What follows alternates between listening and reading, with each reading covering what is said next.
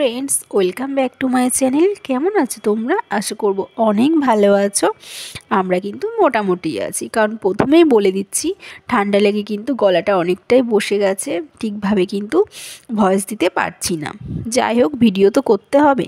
আজ নিয়ে এসেছি তোমাদের সঙ্গে শঙ্কর মাছের একটি রেসিপি। শঙ্কর মাছ কিন্তু এইভাবে রান্না করলে মাছ খাচ্ছেন না মাংস বুঝতেই কিন্তু পারবেন না। আর শঙ্কর মাছ খেতে কিন্তু পুরোটাই মাংসর মতনই লাগে। যারা শঙ্কর মাছ খেতে ভালোবাসেন একমাত্র তারাই বুঝতে পারবেন।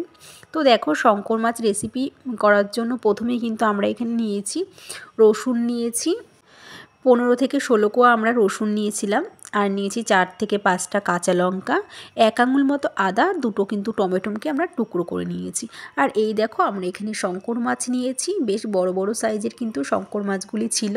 মাছগুলিকে কিন্তু আমরা বেশ বড় বড় করে কেটে নিয়েছি। এবার মাছগুলোকে আমরা গরম জলে ধুয়ে নিয়েছি। ধুয়ে নুন হলুদ মাখিয়ে নেব, কারণ গরম জলে ধুয়ে নিলে কিন্তু মাছের একটা গন্ধ থাকে, সেটা কিন্তু আর থাকে না। মাছগুলিকে আমরা লবণ হলুদ দিয়ে খুব ভালো করে কিন্তু আমরা হাত দিয়ে মেখে নিয়েছি।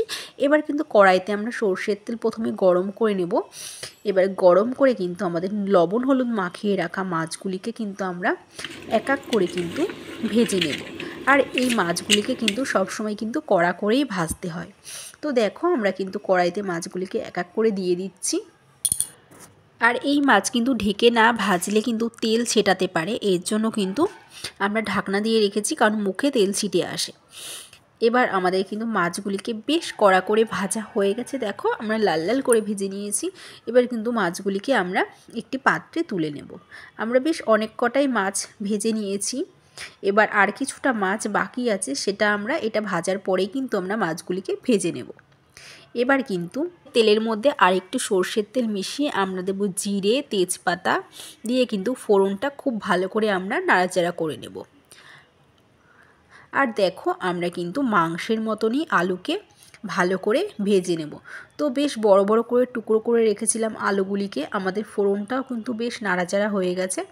এবার কিন্তু আমরা আলুগুলিকেও ভেজে নেব, বেশ লাল লাল করে আমরা আলুগুলিকে ভেজে নেব। কারণ যেহেতু শঙ্কর মাছ, আর শঙ্কর মাছটা পুরোটাই মাংসের মতনই রান্না, এর জন্য আমরা আলুগুলিকে ফোড়নের মধ্যে দিয়ে দিয়েছি। এবার কিন্তু বেশ লাল লাল করে আমরা আলুগুলিকে ভেজে নেব। তো দেখো, আমাদের আলুগুলি ভাজা হচ্ছে।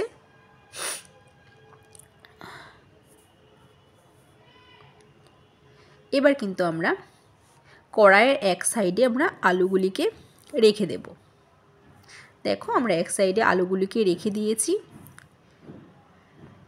এবার দেব ওই তেলেই 3টে পেঁয়াজ বাটা দিয়ে ভালো করে কিন্তু আমরা ভেজে নেব। আর আমরা কিন্তু দিয়ে দেব আদা কাঁচা লঙ্কা রসুন বাটা, আর এটিকেও কিন্তু পেঁয়াজের সঙ্গে খুব ভালো করে আমরা কষিয়ে নেব। ঠিক এরকমভাবেই কিন্তু সব মশলার সঙ্গে খুব ভালো করে কিন্তু মিশিয়ে মিশিয়ে কষিয়ে নিতে হবে, যাতে মশলাগুলি খুব ভালোভাবে একে অপরের সঙ্গে মিশে যেতে পারে। এবার কিন্তু দেখো, আমাদের কিন্তু পেঁয়াজ আদা রসুনের গন্ধভাবটা চলে গেছে। আমরা দেব একটা টমেটোকে আমরা বেটে নিয়েছি, সেটাই কিন্তু আমরা মশলার মধ্যে দিয়ে দিয়েছি। দিয়ে আলুর সঙ্গে কিন্তু খুব ভালো করে আমরা কষিয়ে নেব। এবার আমরা দিয়ে দেব 1 চামচ জিরে বাটা। এগুলিকে কিন্তু খুব ভালো করে আমরা কষিয়ে নেব। খুব ভালো করে কিন্তু মিশিয়ে মিশিয়ে কষিয়ে নিতে হবে। এবার মশলার সঙ্গে আলুকে আমরা খুব ভালো করে কষিয়ে নেব, যাতে একে অপরের সঙ্গে খুব ভালো করে মিশে যেতে পারে। কষানোটা কিন্তু সবসময় ভালো করতে হয়, কারণ কষানোর উপরেই কিন্তু রান্নাটা নির্ভর করে। এবার আমরা দিয়ে দেব 1 চামচ হলুদ গুঁড়ো, স্বাদ মতন লবণ, আর আমরা দিয়ে দেব 1 চামচ মতন ঝাল লঙ্কার গুঁড়ো। এগুলিকে কিন্তু মশলার সঙ্গে খুব ভালো করে কিন্তু কষিয়ে নিতে হবে, কারণ কষানোটাই কিন্তু মেইন। মাংসের স্বাদ আনতে গেলে কিন্তু ভালো করে কষাতে হবে। যেহেতু শঙ্কর মাছটা কিন্তু পুরোটাই মাংসের মতন করে রান্না করতে হয়, নাহলে কিন্তু একটুও ভালো লাগে না খেতে।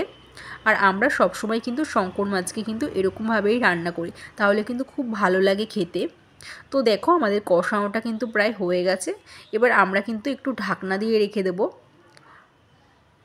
ঢাকনা তুলে কিন্তু আমরা কিন্তু ঝালের জন্য দিয়েছি 4 থেকে 5টা মতন কাঁচা লঙ্কা। তোমরা চাইলে এর থেকে বেশিও দিতে পারো, কমও দিতে পারো, যে যেরকম ঝাল খায় সে সেরকমই দিতে পারো। এবার কিন্তু খুব ভালো করে কিন্তু মিশিয়ে মিশিয়ে একটু নাড়তে হবে।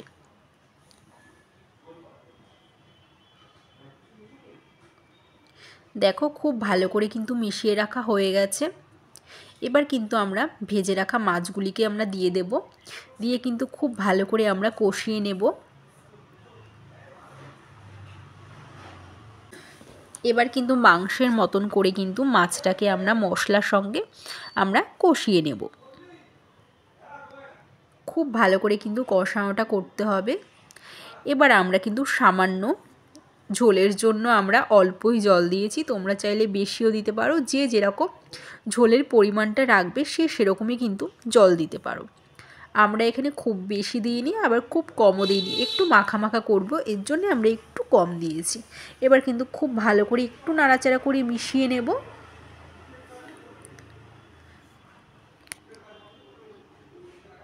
এবার 5 মিনিটের জন্য আমরা ঢেকে দিয়েছি। অন্যদিকে কিন্তু আমরা হামানদিস্তাতে 3টে এলাচ, 2টো দারুচিনি, 2টো লবঙ্গ গুঁড়ো করে নেব।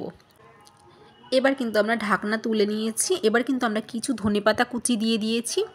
ধনেপাতা কুচি দিয়ে কিন্তু খুব ভালো করে আমরা একটু নাড়াচাড়া করে নেব।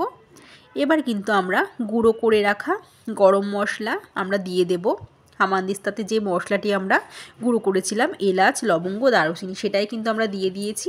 এবার কিন্তু খুব ভালো করে আমরা মিশিয়ে নেব। দেখো আমাদের কিন্তু তৈরি হয়ে গেছে শঙ্কর মাছের রান্নাটা। এবার কিন্তু আমরা একটি পাত্রে শঙ্কর মাছটিকে নামিয়ে ফেলছি। তো দেখো কত সুন্দর একটি কালার এসেছে।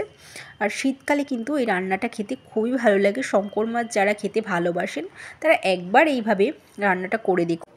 তো ফ্রেন্ডস, কেমন হয়েছে আজকে আমাদের শঙ্কর মাছের রেসিপিটা?